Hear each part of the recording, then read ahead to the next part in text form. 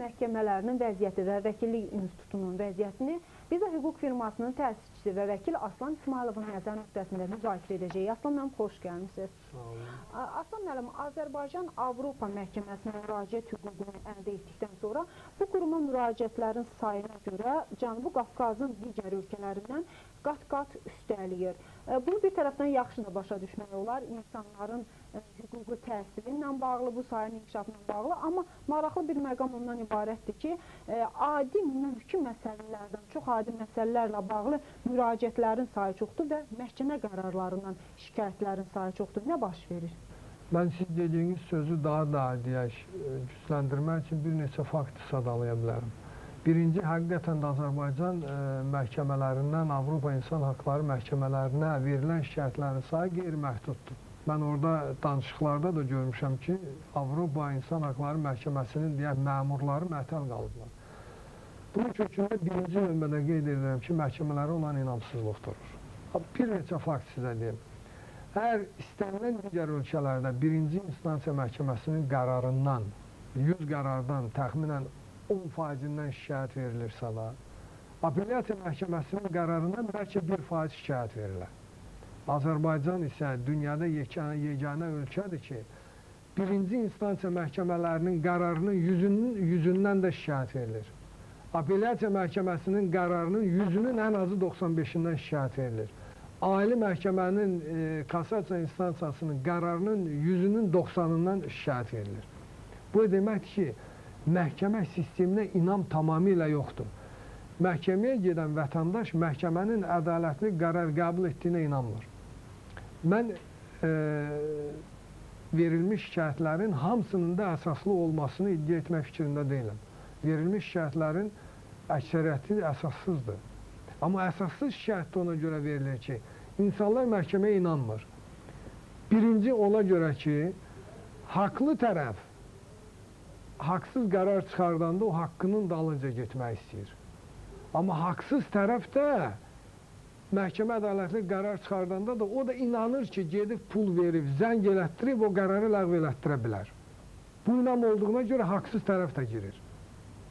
Haqsız tərəf də məhkəmələrin şikayətlərindən verməkdə davam edir. Ona görə ki, o bilir ki, Azərbaycan məhkəmələrində istənilən qərarı almaq olar. Aslan müəllim, axı hakimlərin testdən keçirilməsi məsələsi oldu ki, məhkəmə sistemində vəziyyəti yaxşılaşdırmaq üçün vəkillik haqqında qanun qəbul olundu. Bütün bunlar bu müsbət istiqamətə bir tendensiya yaratdı mı? Mən bir şey deyərəm, Qənar xanım, 2000-ci ildən bəri məhkəmə islahatları keçirildi, vəkilliklə bağlı yeni qanun qəbul olundu. Bunlar hər biri həmin qurumlar üzərində bir işgəncə idi. Bax, test imtahanları keçirildi hakimlərlə bağlı. Test imtahanlarından sonra testlərin nəticələri elan olunmadı. Yəni, nə hakimlər özləri, nə də ki, sıravi vətəndaşlar bilmədi ki, hansı hakim ali məhkəmənin üzvü olan, apellyasiyanın üzvü olan, yaxud Aksava məhkəməsinin üzvü olan şəxs neçə bal yığdı. Bunu heç kim bilmədi, məxfi keçirildi. Birinci, aşkarlıq olmadı. Aşkarlıq da o yerdə olmur ki, orada həmin o tədbiri keçirən insanlar qanun pozuntusuna yol verir. Testdən keçənlər getdilər müsabiqəyə. Bu müsabiqə nə olan şeydir? Nə mən, nə də ki, Avropa Şurasında olan heç bir ekspert başa düşmür. Adam imtahan veribsə də bilinir ki, imtahan veribdir, qəbul olunubdur. İmtahan veribdir, işə girir. Müsabiqə nədir? Yəni, müsabiqə sırf seçim etmək üçün idi ki, kimin kimdən xoşu gəlir, kimin kimdən xoşu gəlmir. Mənim tanıdığım hakimlər var ki, çox savadlı, ali məhkəmənin üzvü olubdur, testdən keçib, yüksək bal yığıbdır, məsələn, Ədalət Məmmədov. Amma müsabiqədən keçmədi. Hərçənd ki, onun dünya görüşü keçənlərdən də qat-qat üstünü idi. Yəni, bu hamısı onu deyir ki, bizdə keçirilən islahatlar islahat xatirinə olunur. Vəkilliklə bağlı qanun qəbul olundu. Həmin o qanunun mən bircə müddəasını sizin nəzərinizə çatdırmaq istəyirəm. Həmin qanunda deyilir ki, ağır və xüsusilə ağır cinayət törətmiş şəxslər məhkumluğu ödənildikdə vəkil ola bilər. Yəni, adam öldürən, zorlama üstündə məhkum olunan, terrorist, soyğunçu, quldur, məhkumluğu ödəniləndən sonra gedib vəkillər kollegiyasının üzvü ola bilər. Amma vəkillikdən çıxarılmış şəxs, yaxud hüquq mühafizə orqanlarından deyək, işdən azad olunmuş şəxs, işə gecikdiyinə görə, rəislə yola getmədiyinə görə, inzibati, deyək, tənbih nəticəsində işdən azad olunmuş şəxs vəkillər kollegiyasının üzvü ömür boyu ola bilməz. İki tərəfdən absurddur. Birinci absurd da ona görə ki, necə adam öldürən adam gedib vəkil ola bilər, amma mən Aslan İsmailov vəkillikdən çıxarılmışam, mən ömür boyu vəkil ola bilməliyim. İkinci, İnzibati tənbih nəticəsində işdən azad olunmuş. Qanuna görə, qanun deyir ki, 6 ay ərzində inzibati tənbih artıq götürülmüş sayılır. Yəni, bu adam cəzaya məruz qalmamış sayılır. Niyə o adamlar, kimisə də polisdən çıxardıblar, kimisə prokurorluqdan çıxardıblar deyən, bu ömrü ola bilməz. Belə bir qanun ancaq Stalin dövründə olmuşdu. Onda, mən üzr istəyirəm, rus dilində deyirdilər, поражение в правах. Пожизненное поражение в правах. Yəni, ömürlük kiməsə də nəyə qadağan edirdilər? Dünyanın heç bir yerində, Qənrə xanım, ömürlük insana heç nəyə qadağan etmək olmaz. Aslan müəllim, Avropa qurumları da razı deyil bu vəkillik haqqında qanunla. Daim tənqid edirlər, yeni qəbul olunsa da bu qanunu. Siz də dediniz ki, dünyada belə bir qaydalar yoxdur. Niyə onda, niyə bizdə belə vəziyyət yaranıb? Qənər xanım, mən indi keçəm. Birinci ona görə ki, mən istəyirəm ki, və ümumiyyətlə istəyirəm ki, cəmiyyətdə hər kəs hər şey öz adından deyər. Mən istəyirəm öz adından deyəm. Ona görə ki, həm məhkəmə sistemini formalaşdırmağa başçılıq edənlərdən biri, həm bu günlərin vəkillik sistemini formalaşdırmağa başçılıq edənlərdən biri Fuad Ələsgərov elə bir vəkillik institutu yaratmaq istəyir ki, o onun bir qurumu kimi olsun. O ona tamamilə tabi olan bir qurum olsun. Ona görə də Fuad Ələsgərov, Azər Tağıyev belə bir şikəst institut yaratmaq istəyirlər. Bilə-bilə də bunu eləyirlər. Ona görə ki, onlar hər ikisindən dəfələrlə görüşümüz olub. Hər ikisinə də dəfələrlə izah etməyə çalışmışıq ki, birinci, mən istəmirəm ki, Azərbaycan hansısa bir mövzuya ancaq Avropa ekspertləri deyəndən sonra qayıtsın. Baxın, bizim ölkədə kifayət qədər savadlı hüquqşünaslar var və onlar artıq 5-7 ildir Vəkillik İnstitutunun məhvə getdiyi barədə daimi çıxışlar edirlər. Elə sizin bu tribunada mən dəfələrlə çıxış eləmişəm. Və ekspertlərin, deyək, xarici ekspertlər bizlə görüşüb, bizə sual verəndə biz utanırıq buna görə. Amma bu adamlar istəmirlər. Bu adamlar artıq 10 ildən artıq oturduğu vəzifədə öyrəniblər ki, bu quruma mən nəzarət edirəm. Demək, o qurumda olan adamlar ancaq mənim seçimimlə olmalıdır. Mən istədiyim adamlar olmalıdır. Sizə başqa bir, deyək, misal çəkim. Ölkənin, dövlətin inkişafı orada olan vəkillərin sayı ilə ölçülür. Məsələn, ümumi dünyanı götürsək, hər 1500-ə bir vəkil düşür. Gerdə qalmış Hindistanda 2400 adama bir vəkil düşür. Qonşu Gürcüstanda 1000 adama bir vəkil düşür.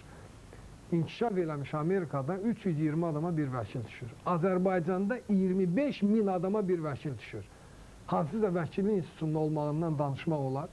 8 milyon adam möhtacdır 358 vəkilə və bu 358-in də yarısından çox artıq pensiya həddini çoxdan keçibdir. Yəni işləmə qabiliyyəti zəifdir, yumşaq desək. Aslında və siz hesab edirsiniz ki, bunun məhkəmə sisteminin, belə deyək, ədalətinə, məhkəmə sisteminin inkişafına ciddi təsiri var. Birbaşa. Normal vəkillik institutu yaranmamış, normal məhkəmə hakimiyyətindən danışmaq olmaz. Bizdə isə anormal məhkəmə hakimiyyətinin olmasını mən demirəm. Birinci rəhmətli Prezident Heydər Əliyev 29 sentyabr 2002-ci ildə verdiyi fərmanın preambulasında birbaşa deyilirdi ki, Azərbaycanda məhkəmə sistemi pis vəziyyətdədir. Qanun pozuntularına yol verilir, ədalətsiz qərarlar çıxarılır. Mən onu deyəcəkdim, o fərmanın birliyi ilə bağlı siz danışanda deyirdiniz, narazı idiniz, deyirdiniz, Prezidentin fərmanı yerinə yetirilmir. Aradan artıq 2 il keçir. Vəziyyət necədir? Mən sizə bir şey deyim. Həmin o fərmanın 2002-ci il 29 sentyabr tarixli fərmanın 9-cu bəndində Ali Məhkəmənin sədrinə 6 ay vaxt verilmişdi ki, qanun pozuntularına yol vermiş hakimlər haqqında tədbir görülməsi barədə təklif verilsin. Artıq üstündən 2 il artıq vaxt keçirdi. Bir nəfər hakim cəzaya məruz qalmır. Cəzaya deyəndə işdən azad olunmayıbdır. Bir nəfər işdən azad olunubdur, onun isə bu fərmana aidiyyəti yoxdur. O hansısa intriqalar idi, öz aralarında gedirdi və onun nəticəsində o adam işdən azad elədilər.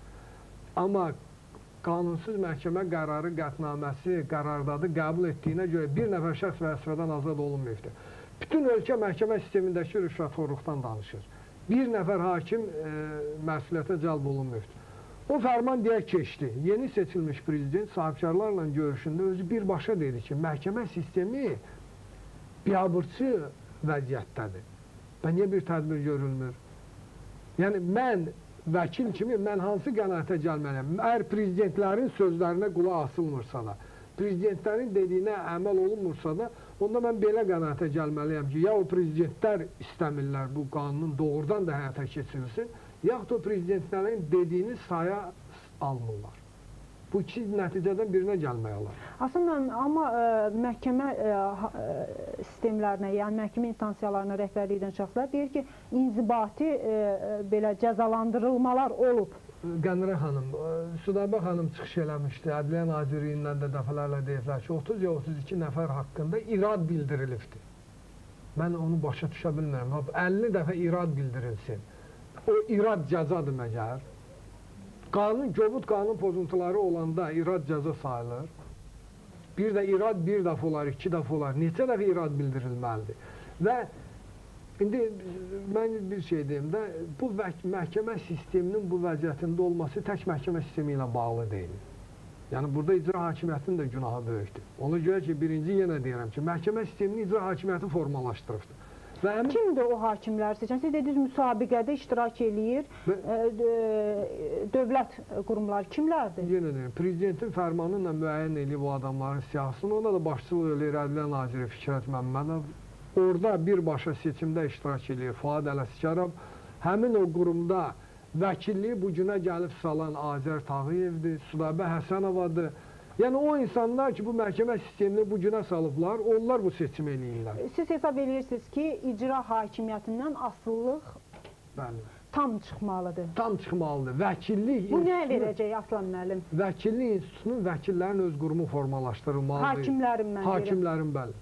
Üzr istəyirəm. Hakim institutunun hakimlərin öz qurumu formalaşdırılmalıdır. Hakimlər palatası olsun, hakimlər kollegiyası olsun, hakimlər asosiasiyası. Beynəlxalq təcrübədə necədir? Beynəlxalq təcrübədə elədir. Amma təyinatı isə prezident edir. Yəni, hakimlər öz aralarında test keçirib. Müəyyən edirlər ki, bu hakim hakimliyə layiqdir, bu hüquqşünas ya Ali məhkəmədə, apellyasiya məhkəmədə. Ondan sonra həmin təklif verilir prezidentə. Prezident sadəcə olaraq hakimlərin qəbul etdiyi qərarı təsdiq edir. Ona hüquqi qüvvəyə mindirir. Nə verəcək bu? Siz hesab edirsiniz ki, bu vəziyyəti düzəldəcək? Mən hesab edirəm vəziyyəti düzəldəcək. Necə? Bu bir. İkinci isə bütün seçkilərdə aşkarlıq təmin olunmalıdır. Keçən hakimlər seçkisində heç bir aşkarlıqdan söhbət gedir. Aşkarlıq təmin olunmalıdır ki, necə seçirlər? Hansı kriteriyalarla seçirlər? İmtahanlar necə keçirir? İmtahanları kimlər necə keçirir? Aslında siz dediniz ki, məhkəmə sistemində rüşvət, korrupsiya. Tutaq ki, indi bu icra hakimiyyətindən sizin dediyiniz səviyyədəki asıllıq da götürüldü. Nə verəcək, nə dəyişəcək məsələn siz hesab edirsiniz? Onda bütün bu ictimai tənbih... Olmayacaq bu rüşvət. Yox, ictimai tənbih məhkəmə hakimiyyətinə qarşı öyrəniləcəkdir. Onda məhkəmə hakimiyyətindən tələb olunacaqdır. İndi hakimlərin hansıyla danışanda deyir ki, mənim irəlidə seçkilərim gəlir. Mən qorxuram. Amma sizə başqa bir şey də deyim. Əgər əvvəllər deyək, icra hakimiyyətinin doğrudan da məhkəmə hakimiyyətinə müdaxiləsi böyükdürsə da, indi azdır. 100 qanunsuz qərardan bəlkə 5-də icra hakimiyyətinin müdaxiləsi var. 95-də isə həmin o rüşvətlər rol oynayır. Amma hakimlər icra hakimiyyətindən asıllığını götürüb, nə olanda özlərinin öz maraqları naminə qəbul etdiyi qərarı da yazırlar ki, icra hakimiyyətinin təsiridir. Ona görə bu təsir götürülməlidir. Bir neçə amillər var. Mən istəyirəm ki, bu məhkəmə hakimiyyətinin olmağı tək hər hansı bir ümumi fərdin deyək, hüquq və azadlığının pozulması kimi qəbul olunmasın.